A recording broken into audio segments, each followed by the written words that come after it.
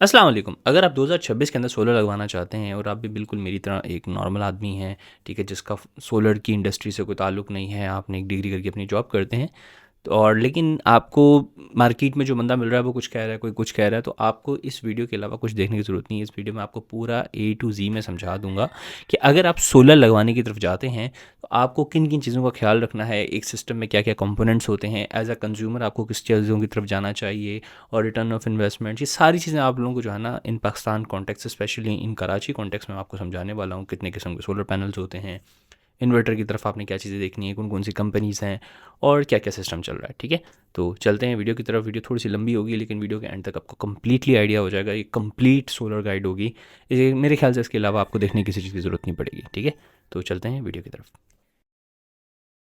तो सबसे पहले तो समझने की ये ज़रूरत है कि जो सोलर पैनल होता है या सोलर का जो सिस्टम होता है उसके अंदर होते हैं तीन बड़े कंपोनेंट्स। ठीक है, पहला होता है सोलर पैनल इटसेल्फ, ठीक है, सेकंड होता है इन्वर्टर, और थर्ड जो होता है वो उसकी बैटरीज होती हैं। ठीक है, अब डिपेंड करता है कि आप सोलर सिस्टम कौन सा लगवाना चाहते हैं।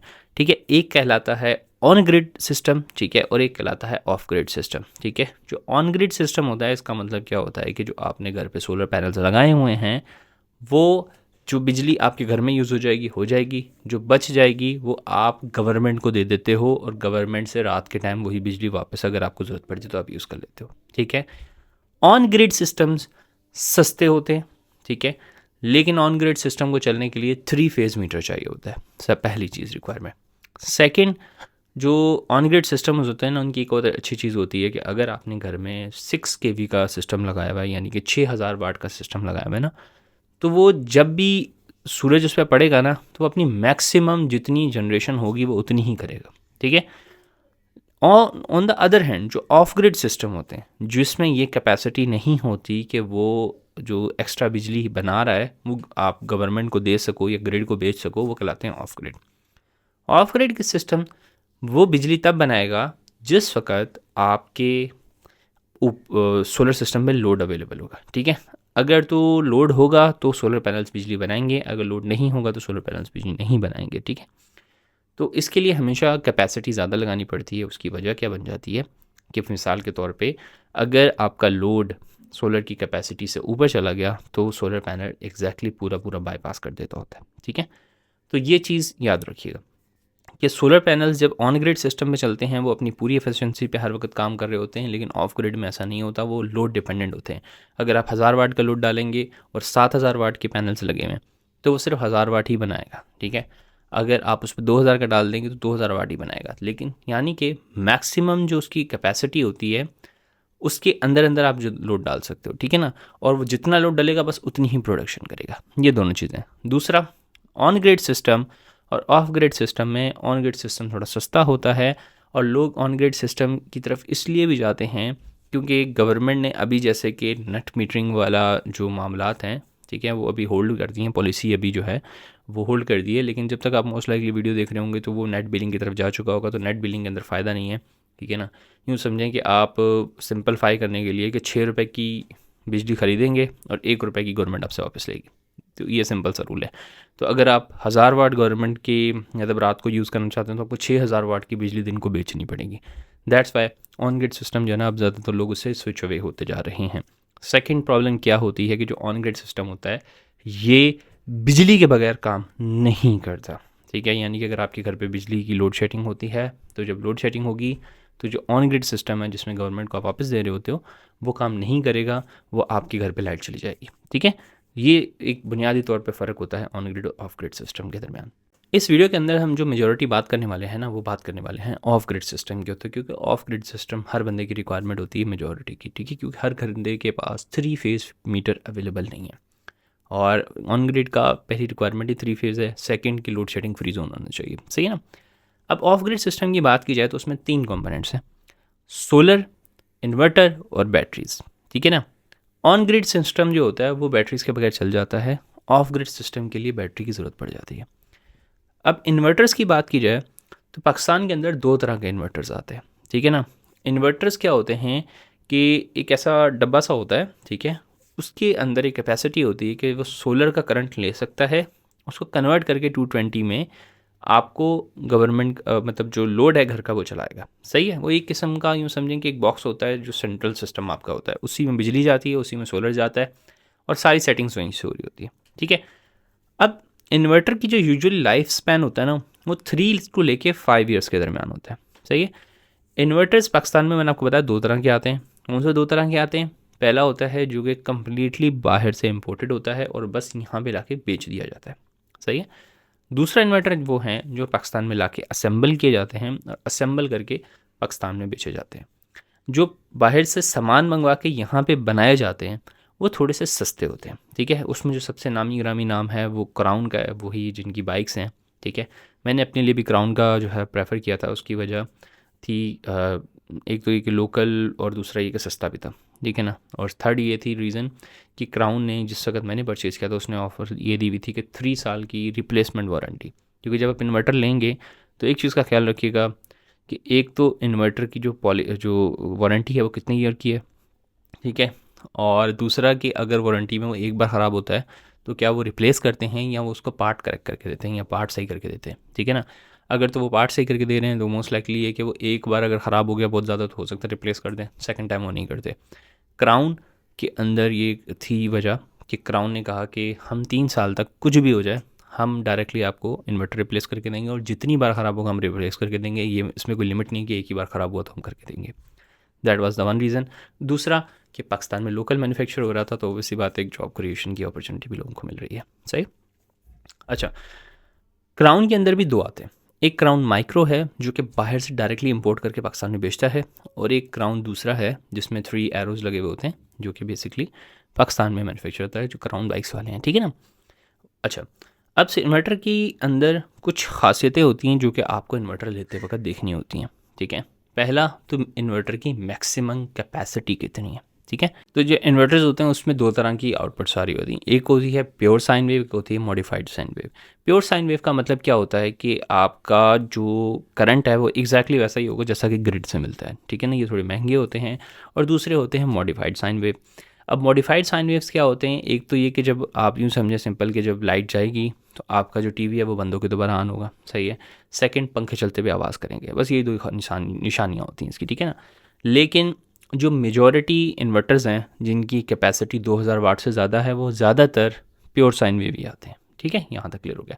सेकंड, इन्वर्टर की मैक्सिमम कैपेसिटी आपने देखनी है। ठीक है ना, मैक्सिमम कैपेसिटी कैसे है कि अगर आपके घर पे जो लोड है वो 2000 वाट का है तो आपने कोशिश करनी है उसे थोड़ा सा ज़्यादा, यानी कि समझें कि 3500 वाट तक पे जाना है। ठीक है, और जो आप इन्वर्टर पसंद करेंगे उसमें एक तो आपने देखना है कि वो वारंटी कितनी दे रहा है। ठीक है, और लोड कितना ले रहा है। और तीसरी चीज़ इंपॉर्टेंट ये होती है कि क्या उसके अंदर जो पीवी इंसर्शन है या पीवी अटैचमेंट या सादा ज़ुबान में जो सोलर पैनल्स हैं वो कितने वाट के लग सकते हैं। ठीक है ना, तो कोशिश ये होनी चाहिए कि अगर आपका जो घर का लोड है जैसे 3500 वाट है तो जो सोलर की कैपेसिटी ऑफ इंस्टॉलेशन है ना, यानी कि पीवी जितना लोड अटैच हो सकता है वो कम से कम 5000 हो। सही है, यानी कि जो लोड यानी 3000 वाट का इन्वर्टर है तो 5000 वाट के उसमें सोलर लगते हो। अगर कम लगते होंगे तो फ़ायदा नहीं होता। सही, आपने उससे ज़्यादा की तरफ जाना है। सेकंड क्या देखना है कि जो इन्वर्टर्स हैं उनकी जो प्राइसिंग होती है वो 2 चीज़ों पर डिपेंडेंट होती है। एक होती है IP65, एक होती है IP21। ये 2 मेजर कैटेगरीज हैं जो कि पाकिस्तान में आपको इन्वर्टर्स की मिलेंगी। IP65 का मतलब क्या है कि इन्वर्टर लगा होगा, उसमें कोई पंखा वगैरह नहीं होगा। ठीक है, वो मेंटेनेंस फ्री इन्वर्टर्स कहलाते हैं। ये 1 से 1.5 लाख महंगे होंगे नॉर्मल इन्वर्टर से। इनकी वारंटी भी यूजुअली 5 साल होती है। सही है, और ये इनका फ़र्क ऐसा ही है कि IP21 जैसे एंड्रॉयड है और IP65 ऐसे है कि जैसे आप आईफोन यूज़ कर रहे हो। IP65 जितने भी होंगे ना उन सब की जो डिस्प्ले पैनल्स होंगे बड़े अच्छे से खूबसूरत से लगे हुए होंगे। ठीक है, ग्राफिक्स अच्छे होंगे। और जो ऑन द अदर हैंड है, ठीक है ना, जैसे कि IP21 वाले हैं, IP21 के अंदर क्या होगा, एक तो वो सस्ते होते हैं। ठीक है, दूसरा IP21 के अंदर ये होता है कि IP21 में पंखे लगे हुए होते हैं तो वो शोर करते हैं, वो मेंटेनेंस फ्री नहीं होते। उनके 3 हफ्ते बाद, 4 हफ्ते बाद, महीने बाद आपको जो उनकी डस्ट किट्स होती हैं ना, छोटे से साइड पंखे लगे हुए होंगे और उसके अंदर डस्ट किट लगी हुई होगी, वो आपको रिप्लेस करनी पड़ती है या साफ़ करनी पड़ती है सफाई। ठीक है ना, और जो IP21 होते हैं मैं आपको बताया सस्ते होते हैं। ठीक है ना, और उनकी यूजुअली जो वारंटीज़ प्रोवाइड की जा रही होती हैं वो 2 साल से 3 साल के दरमियान होती हैं। और IP65 की जो वारंटीज़ होती हैं वो 5 साल होती हैं और उनकी जो लाइफ है वो 5 साल से यूजुअली ऊपर ही होती है, क्योंकि वो मेंटेनेंस फ्री होती है, ना उसमें डस्ट जाती है ना कोई और मसला होता है, ठीक है ना। तो आप आउटडोर ईजीली लगा सकते हो। तो अगर तो आपके घर पे कोई मेल मौजूद है जो कि थोड़ा सा इलेक्ट्रॉनिकली जानता है, थोड़ा सा बंदा फ्री है, तो फिर आप उसकी तरफ जा सकते हो कि मेंटेनेंस वाला IP21, ठीक है ना। लेकिन अगर आप ऐसे बंदे हो जिसके घर पे जो है वो आपको पता है कि मैं बस लगा के टेंशन फ्री होना चाहता हूँ, तो IP65 is a good option, ठीक है। और याद रखिएगा इन्वर्टर की जो कैपेसिटी है ना वो आपके लोड से ज़्यादा होनी चाहिए। याद रखिए अगर 2000 का लोड है आपके घर का, तो आपकी जो जो कैपेसिटी है, जो आपने इन्वर्टर पसंद करना है वो होगा, समझें 2000 का है तो 3.5 kV का, उससे कम नहीं। सही, आपको मैंने बता दिया इसमें 2 तरह की कैटेगरीज होती हैं, IP65 होती है, IP21 होती है, ठीक है। यानी कि समझ लें कि समटाइम IP22 भी होगी, समटाइम ऐसा होगा कि IP66 होगी, लेकिन कैटेगरीज वो हैं कि एक मेंटेनेंस फ्री होता है और एक मेंटेनेंस वाला होता है, ये 2 कैटेगरीज में आता है। सेकंड, इंपोर्टेड और लोकल असेंबली आ गई, सही है। और इसके अलावा जो इन्वर्टर्स होते हैं जो कि अब न्यू आ रहे हैं, जैसे कि जो ज़्यादातर 3500 kV से ज़्यादा के हैं, उनमें ऑनलाइन ऑप्शन अवेलेबल होता है, यानी कि आप ऑनलाइन देख सकते हो। इतने सारे इन्वर्टर्स की जो हैं वो कंपनीज अवेलेबल हैं, हर किसी ने अपना अपना जो है ना वो सब्सक्रिप्शन ली हुई है किसी न किसी कंपनी के साथ एप्लीकेशन की। तो अब जैसे मैंने क्राउन की पसंद की थी, क्राउन वालों ने वेबसाइट पे तो एक डिफरेंट मेंशन किया हुआ था, लेकिन जब वो घर पे आया तो उसमें जो एप्लीकेशन उन्होंने साथ में दी हुई थी वो अलग थी। वो एक USB की छोटी डोंगल है, वो मैंने अटैच की, तो उसके बाद उसकी एप्लीकेशन थी और उससे आपने वाईफाई कनेक्ट कर लिया, तो अल्टीमेटली जो भी आपका इन्वर्टर आउटपुट बना रहा है, जो भी सेटिंग्स वगैरह करनी है वो आप यूजुअली एप्लीकेशन के थ्रू कर सकते हो। आपको एप्लीकेशन में वो सारी चीज़ें नज़र आ जाएंगी, ठीक है। ये जितनी भी एप्लीकेशंस होती हैं ये 5-5 मिनट के इंटरवल पे चलती हैं, चाहे आप बहुत ही महंगा इन्वर्टर ले लो या सस्ता ले लो, ये 5-5 मिनट के इंटरवल पे चलती हैं। यानी सादा ज़ुबान में जो लोड 5 मिनट पहले है वो दिखा रहा होगा, फिर 5 मिनट के बाद दोबारा रिफ्रेश होगा, फिर जो उस वक्त का इंस्टेंट लोड होगा और जो जनरेशन होगी वो दिखा रहा होगा, ठीक है। इन्वर्टर्स में ये चीज़ें इंपॉर्टेंट होगी। जो हैवी इन्वर्टर्स होते हैं ना, जो 3.5 kV से ऊपर यूजुअली मिली 3500 वाट से ऊपर के होते हैं, उनमें 2 चीज़ें होती हैं, एक होता है L1 और एक L2, यानी कि डुअल आउट सप्लाई कहा जाता है, डुअल आउटपुट, ठीक है ना। यानी कि घर की जो एक लोड है, जो लाइटिंग लोड है, वो सारा एक पे डाल दिया आपने, AC वगैरह और फ्रिज दूसरे पे डाल दी। अब इसमें अगर तो आप ये सोचें कि भाई अगर मेरी बैटरी 60% तक रहती है, ठीक है ना, तो पहले L1 पे लोड चलता रहे और उसके बाद जब वो बैटरी से कम हो जाए तो L2 पे बिजली से चलता रहे और L1 अभी भी सोलर पर चलता रहे। ऐसा नहीं होता, पैरेलल नहीं चलेगा, ठीक है। ये होगा L1 डुअल मोड के अंदर, बस कि आप अगर आपने मिसाल के तौर पे सेटिंग कर दी कि घर का जो हैवी लोड है वो जब बैटरी 50% रह जाए वो बंद हो जाए, ठीक है, वो शट ऑफ हो जाएगा, सही है, और L1 चलता रहेगा। पैरेलल में नहीं होगा, कि ऐसा नहीं होगा कि सोलर भी साथ में ही दे रहा होगा और वो भी साथ में दे रहा होगा, ये नहीं होता डुअल सप्लाई के अंदर, ये याद रखिएगा। On the other hand yes, ये चीज़ ऑप्शन ज़रूर होता है कि अगर आपके पास घर के टाइम पे बिजली आ रही है और सोलर भी जो है वो चल रहा है तो मिक्स करके चला देगा, लेकिन ये बात याद नहीं रखिएगा कि डुअल सप्लाई में अलग अलग से आप पैरेलल सोचेंगे L1 सोलर पे चल जाए और L2 बिजली पे चल जाए, ये चीज़ पॉसिबल नहीं होती, सही है। यहाँ तक चीज़ समझा दी आपको। सेकंड चीज़ एक और, जब आप इन्वर्टर्स लेने जाएंगे जो आपको माइंड में रखनी है वो ये है कि जो इन्वर्टर्स होते हैं वो बिजली के ऊपर अपना एक लोड रखते हैं। इन अ सिंपल वर्ड जैसे यूँ समझें कि अगर आपने इन्वर्टर लगाया हुआ है बिजली के ऊपर, तो इन्वर्टर की जो मशीनरी है वो सोलर पे तो बैटरी पे तो चल ही रही होगी, प्लस वो 50 से 60 वाट बिजली के भी कंज्यूम करती रहती है, सही है ना। तो यहाँ तक आई होप कि आपको इन्वर्टर के मुतालिक सारी चीज़ें हैं जो जहन में आ रही हैं वो क्लियर आउट कर दी होंगी, ठीक है ना। अब इसमें याद रखिएगा जो इन्वर्टर्स होते हैं वो मैंने आपको बताया कि पॉइंट इसके आफ्टर सेल्स का, आफ्टर के मामला कि भाई कल को कोई क्योंकि यही होती हैं चीज़ जो सबसे ज़्यादा ख़राब होती है ना इन्वर्टर्स ही, तो ऐसी कंपनी लीजिएगा जो आपको बाद में आफ्टर सेल दे। अभी तक तो क्राउन जो लोकल क्राउन है उसके साथ एक्सपीरियंस अच्छा रहा है। सेटिंग्स में थोड़ी प्रॉब्लम आ रही थी तो उनके साथ मैंने कॉल किया, उन्होंने वीडियो कॉल पे सारी सेटिंग्स वगैरह करवाई, तो मतलब देवर यू कैन से कि सपोर्टिव, ठीक है ना। और बाकी जो लोकल पाकिस्तानी बाहर से डायरेक्ट इंपोर्ट करके दे रहे होते हैं वो सस्ते ज़रूर पड़ जाता है थोड़ा सा, लेकिन उसमें यही डर रहता है कि ऐसा ना हो कि कल को जो इम्पोर्टर है वही भाग ख़त्म हो जाए तो कंपनी की वारंटी कौन क्लेम करेगा। तो ये चीज़ें होती हैं जो इन्वर्टर के मुतालिक आपको ज़हन में रखनी होती हैं। इन्वर्टर के मुतालिक मैंने आपको बता दिया है, चलिए आप चलते हैं ज़रा बैटरीज़ के मुतालिक ना। जो अगर तो आप थोड़े हैवी लोड या 3,500 से ऊपर की तरफ जा रहे हैं तो मैं आपको कहूँगा कि जो बैटरीज़ हैं वो आप पसंद कीजिएगा लिथियम वाली, क्योंकि पहले ये होता था कि ज़्यादातर जो टाल ट्यूबलेट बैटरीज़ होती थी वो पसंद की जाती थी ना। तो इन अ सिंपलर वर्ड्स समझाने के लिए, ये जो बैटरीज़ होती हैं ना वो दो तरह से आती हैं, ठीक है। एक होती हैं जिनमें तेज़ाब डलता है, एक होती हैं जिनमें कुछ नहीं करना होता, जो मेंटेनेंस फ्री होती हैं। तो जो तेज़ाब होता है ना उसमें दो तरह की आती हैं, एक तो नॉर्मल बैटरीज़ और एक होती है टाल ट्यूबलेट बैटरीज़ ना। तो टाल ट्यूबलेट बैटरीज़ थोड़ी सस्ती पड़ती हैं लेकिन ये बहुत हैवी लोड नहीं चला सकती, सही है। और दूसरी तरफ होती हैं सॉलिड वाली, जैसे मोबाइलों में बैटरियाँ लगी होती हैं लिथियम वाली, इसी तरह की बैटरीज जो कहलाती हैं लिथियम आयरन फॉस्फेट बैटरीज, ठीक है। एक लिथियम आयन होती हैं और एक लिथियम आयरन फॉस्फेट बैटरीज होती हैं। जो यूजुअली जनरली आप यूज़ और मार्केट में देखेंगे वो होंगी लिथियम आयरन फॉस्फेट बैटरीज, ठीक है ना। अब इनकी जो कैपेसिटी होती है ना वो यूजुअली 5 kV की आती हैं, ठीक है ना। 5 kV का मतलब है कि 5 यूनिट ऑफ इलेक्ट्रिसिटी ये स्टोर करती हैं, सही। और इसी तरह 10 kV की मिलेंगी, 15 kV की मिलेंगी, लेकिन आपको जो रिकमेंडेड है कि सिर्फ आप अगर घर का मतलब दिन के टाइम आप सारा का सारा सोलर पे लोड चलाएं और रात के टाइम लाइटिंग लोड के लिए और कुछ हद तक अगर आप जो बैकअप चाहते हैं तो उसके लिए एक लिथियम की एक बैटरी इनफ होती है, ठीक है ना, 5 kV वाली। और ये यूजुअली आपको जो मिलती हैं वो मेंटेनेंस फ्री होती हैं, ठीक है। और मेरी आपसे रिकमेंडेशन ये होगी, जो आप बैटरीज़ लेंगे वो बैटरीज़ सेम कंपनी की लीजिएगा जिसका आप इन्वर्टर ले रहे हैं।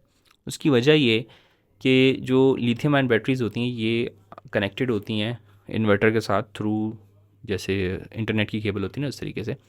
उसकी वजह क्या कि ये कम्युनिकेट करती रहती हैं कितनी चार्जिंग चाहिए, कितना क्या चाहिए, तो ये ज़्यादा एफिशिएंट होती हैं, ज़्यादा बेहतरीन तरीके से परफॉर्म करती हैं और इनकी कंपैटिबिलिटी अच्छी होती है, ठीक है। लेकिन अगर आप लेंगी डिफरेंट कंपनीज़ भी तो समटाइम ऐसा होता है कि आपस में कनेक्ट नहीं होती, सही है। तो कोशिश कीजिएगा कि IP65 और सेम कंपनी हो, समझ गए। और ज़्यादातर जो लिथियम की बैटरीज़ होती हैं इनकी अब वारंटीज़ होती हैं 5000 साइकिल, 6000 साइकिल्स या 5 साल 6 साल की वारंटीज़ में आती हैं। तो बैटरीज़ की तरफ इतना मसले मसाइल नहीं होते। और बैटरीज़ का एक अच्छा खासी मतलब महंगी होती हैं। और अब जब से ये सोलर का सिस्टम स्टार्ट हुआ है, गवर्नमेंट की तरफ से पॉलिसी चेंज की बातें हो रही हैं, तब से बैटरीज़ की जो प्राइस है मज़ीद ऊपर चली गई है, ठीक है। अच्छा, अब सवाल यहाँ पे ये आएगा कि कितने के साथ कितने की बैटरी लगानी है। मैंने आपको बताया अगर तो आप बेसिक यूज़ के लिए चाहते हैं तो 5 kV या 5 यूनिट वाली जो बैटरी होती है वो इनफ होती है। लेकिन ये बात याद रखिएगा, अब मैं जैसे आपको अपनी एग्जांपल देता हूँ, ठीक है ना। हमने 2 ACs और घर के लोड के लिए 6 kV का सिस्टम पसंद किया था। 6 kV का इन्वर्टर, ठीक है, क्राउन का, और उसके साथ 5 kV की 5 यूनिट वाली मतलब 5 यूनिट स्टोरेज वाली बैटरी हमने पसंद कर ली। अब मेरे जहन में उस वक्त ये था कि ऐसा होगा कि 5 kV या 5 यूनिट बहुत ज़्यादा अमाउंट होगी, बट ऐसा नहीं है, ठीक है ना। मेरे 2 एसीज के लिए का कोई इशू नहीं है दिन के टाइम, सही है।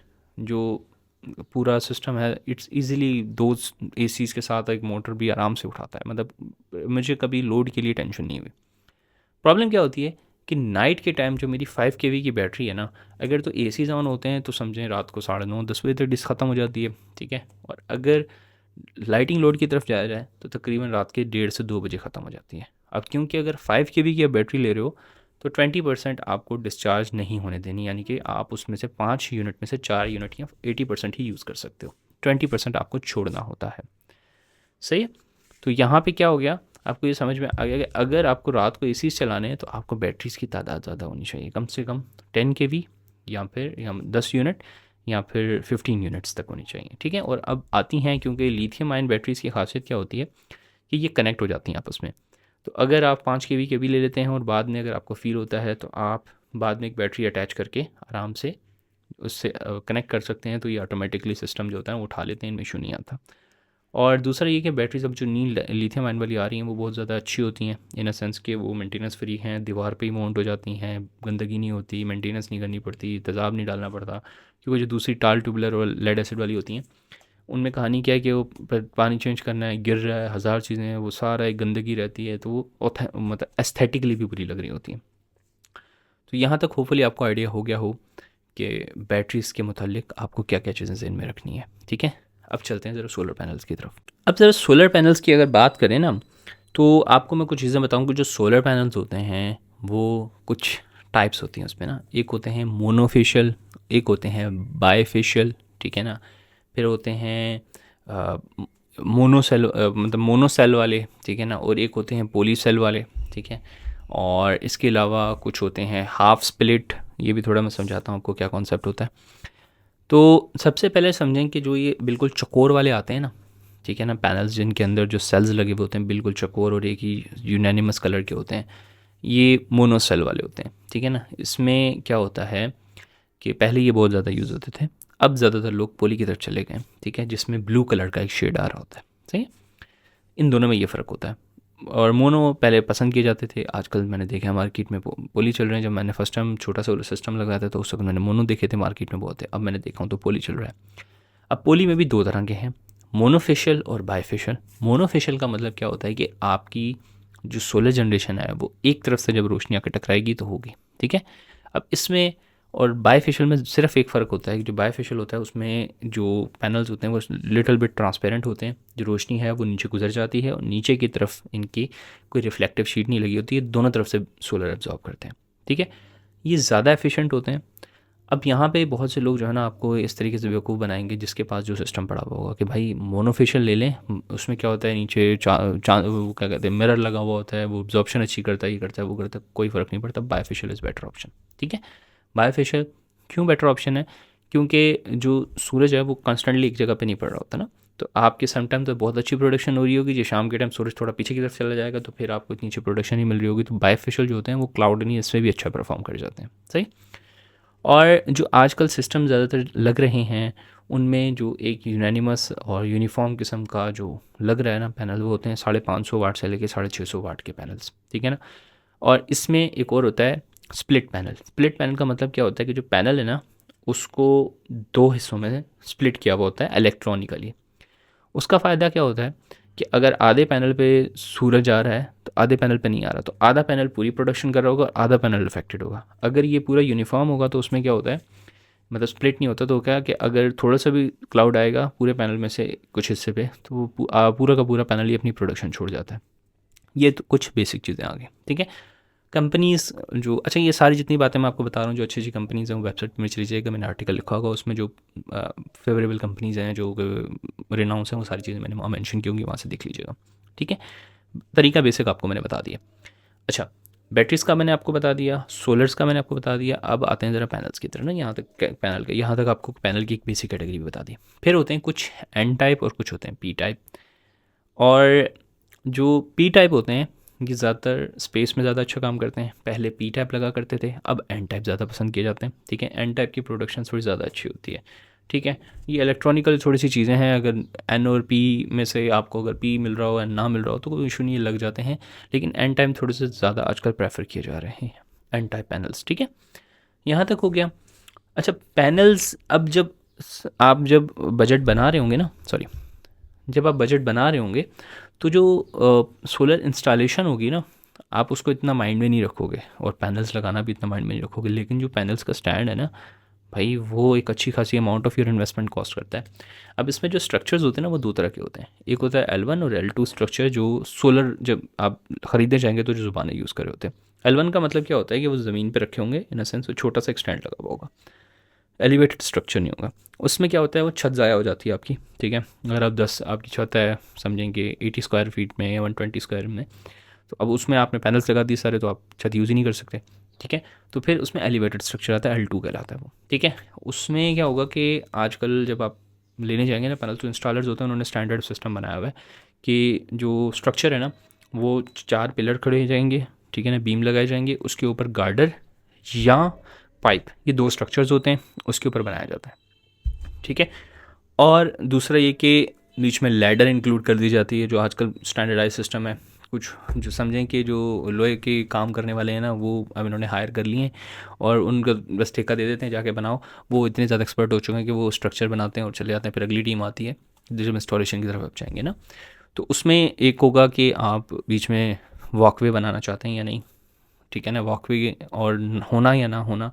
वो दूसरा गार्डर या पाइप, गार्डर इस प्रेफर किया जाता है, ठीक है, क्योंकि गार्डर की थोड़ी सी लाइज ज़्यादा होती है, पाइप थोड़े से वो होते हैं। फिर इसमें गेजेस का मैटर करता है कि कौन से गेज का यूज़ हो रहा है, तो girder is preferable better as compare to pipes, ठीक है ना। ऐसा ना हो कि आप लगाओगे 3 साल बाद आपके जो मतलब जो स्ट्रक्चर पे आपने खड़ा किया वही तबाह हो जाए तो फ़ायदा नहीं है ना। तो अब जैसे मैंने 6 kV का सिस्टम लगवाया है, तो समझें कि सिर्फ मेरा 1.5 लाख एलिवेटेड स्ट्रक्चर पे लगा है, उसमें मैंने वो जो वॉकवे होता है वो भी इंक्लूड मतलब एक्सक्लूड कर दिया था गार्डर के ऊपर। तो ये भी आपको माइंड में रखना पड़ेगा। दूसरा ये कि इंस्टॉलेशन की बात की जाए तो इंस्टॉलेशन के अंदर ना ये याद रखिएगा किसी अच्छे बंदे या ऐसे बंदे से लगवाइएगा जो थोड़ा सा काम जानता हो, ठीक है ना। क्योंकि अब यहाँ पे इम्पॉर्टेंट क्या चीज़ें हैं कि जो इंस्टॉलर होगा ना उसके लिए आपको एक बात उसने आपने फ़ौरन बतानी है उसको शुरू में ही कि मेरा सोलर का न्यूट्रल और इलेक्ट्रिकल न्यूट्रल घर का कॉमन नहीं होना चाहिए, ठीक है। वरना क्या होता है कि ये लोग कॉमन पे अटैच करके चले जाते हैं और मीटर आपकी रीडिंग वैसे ही ले रहा होता है कि जो आप सोलर भी बिजली यूज़ करें तो उसमें न्यूट्रल यूज़ कर लेता है, मीटर को डिटेक्ट कर लेता है, ठीक है ना। तो इसमें बाज़ वक़्त बिल बड़ा हुआ आ रहा होता है। ये चीज़ याद रखिएगा, उसको बोल दीजिएगा कि भाई मेरा न्यूट्रल सोलर का अलग होना चाहिए।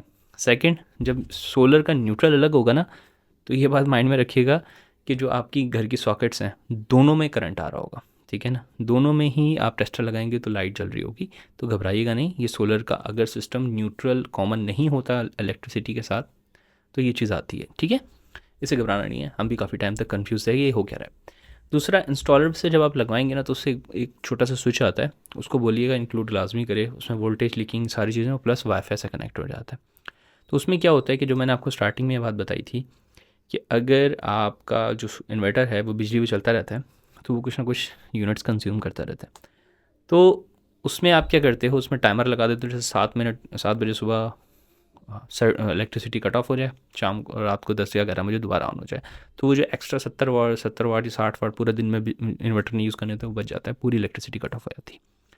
और दूसरा ये कि आप वाईफाई से कनेक्ट भी कर सकते हो, कितने यूनिट्स यूज़ हुए, क्या चीज़ें हुई, तो वो एक स्मार्ट मीटर आता है, ठीक है ना, स्मार्ट, वो अटैच करवा लीजिएगा। उनसे वो लोग नहीं इंक्लूड कर रहे होते, वो लाजमी करवा लीजिएगा।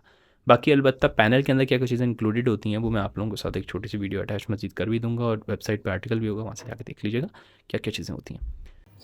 अच्छा, ये जो होता है ना सबसे मेन कंपोनेंट होता है आपका, जो आपने बनाना होता है, ठीक है ना। डीबी बोर्ड भी कहते हैं इसको, काफ़ी सारे कहते हैं। अब इसमें एक तो ये होता है जो सोलर से आ रहा होता है ना ऊपर से लोड, ये उसके ब्रेकर्स हैं, अगर कोई लाइटनिंग हो जाती है कुछ होती है तो ये अंदर से फ्यूज़ होते हैं, जल जाते हैं। दूसरा ये कि ब्रेकर्स लगे हुए हैं इन्वर्टर के, ठीक है, ग्रिड के, और ये जो है ना लोड के हैं, ये लाइट का लोड, और ये जो जनरेशन हो रही है सोलर से उसका लोड। अच्छा, इस वाले की मैं आपसे बात कर रहा था, ये वाला जो होता है ना छोटा सा, ये बहुत इंपॉर्टेंट है, ये सारी चीज़ें मैनेज कर रहा होता है, ये मेरे वाईफाई से कनेक्टेड है, सारा लोड सारी यूनिट्स मॉनिटरिंग मैं इसी से करता हूँ। तो होपफुली यहाँ तक आपको पूरा समझ में आ गया हो कि जो सोलर है उसमें क्या क्या कंपोनेंट्स होते हैं, ठीक है, कौन कौन से कंपोनेंट्स जो हैं, कैसे कैसे चीज़ों में क्या क्या चीज़ों का ख्याल रखना है आपने। और बस इस चीज़ का ख्याल रखिएगा कि इन्वर्टर अच्छा लीजिएगा, क्योंकि इन्वर्टर आपने ख़राब लिया ना अगर, तो सबसे ज़्यादा ख्वारी इन्वर्टर ही कराता है। सेकंड, जो सेटिंग्स होती हैं ना इन्वर्टर की वो ख़ुद सीख लीजिएगा। जो इलेक्ट्रीशियन भी समटाइम इंस्टॉल करने आते हैं उनको भी नहीं पता होता, ना उन लोगों को ऐप रजिस्टर करना आ रही होती है, ठीक है। वो बेचारे मैट्रिक पास होते हैं, वही काम करते करते थोड़ा बहुत सीख लेते हैं और वो खुद को फंदे कहाँ समझ रहे होते हैं। Simple is that. तो जो रियलिटी है वो रियलिटी है, ऐसे कहने की ज़रूरत नहीं। यस, उन्होंने कर करके थोड़ा बहुत चीज़ें सीख गए हैं, बट दे शुड मतलब उनको ज़्यादा टेक्नोलॉजी में इतने एडवांस नहीं होते, सेटिंग्स में उमन ब्लंडर मार के चले जाते हैं। For example in my case जो सेटिंग्स वाला आया था उसने बैटरी सेलेक्ट करके चला गया आयरन, ठीक है ना, लिथियम आयरन। अब लिथियम आयरन और लिथियम फॉस्फेट आयरन फ़र्क होता है, और सेटिंग्स के अंदर जो मैनुअल है उसमें आप पढ़ेंगे तो उसमें नज़र आएगा लिथियम आयरन फॉस्फेट के वोल्टेजेस अलग होते हैं, तो आपको वो अटैच करने होते हैं, ठीक है ना। और जब इन्वर्टर और वो कनेक्ट होता है ना आपकी बैटरीज, तो वो BMS कहलाता है कि BMS कनेक्ट करना है, ठीक है ना। तो ये कुछ टर्म्स हैं जो कि आपके माइंड में चाहिए। तो होपफुली आपको मैंने सारे जो जहन में सवाल आपके आ रहे होंगे वो मैंने क्लियर आउट कर दिए होंगे, ठीक है। बाकी फिर भी अगर आपको कुछ सवाल है तो कमेंट कर सकते हैं, ठीक है, मुझे ईमेल कर सकते हैं, ठीक है। और दूसरा वेबसाइट के ऊपर आर्टिकल तो आपको मिल जाएगा, वहाँ से आपको जाकर मेजॉरिटी हो सकता है सवाल आता है, कुछ जो जहन में हो कन्फ्यूजन वहीं क्लियर हो जाए। तो दैट्स ऑल, दिस मैं साइनिंग ऑफ, अल्लाह हाफ़िज़। दूसरा ये कि अगर आप चाहते हैं कि जैसे मैंने सिस्टम लगवाया और मैंने चीज़ें परचेज़ की, अगर उसका कॉन्टैक्ट चाहिए तो मुझे मेंशन कर दीजिएगा, मैं आप लोगों को जो है ना वो DM कर दूँगा या ईमेल कर दूँगा, वो नीचे कमेंट कर दीजिएगा तो मैं आपको बता दूँगा।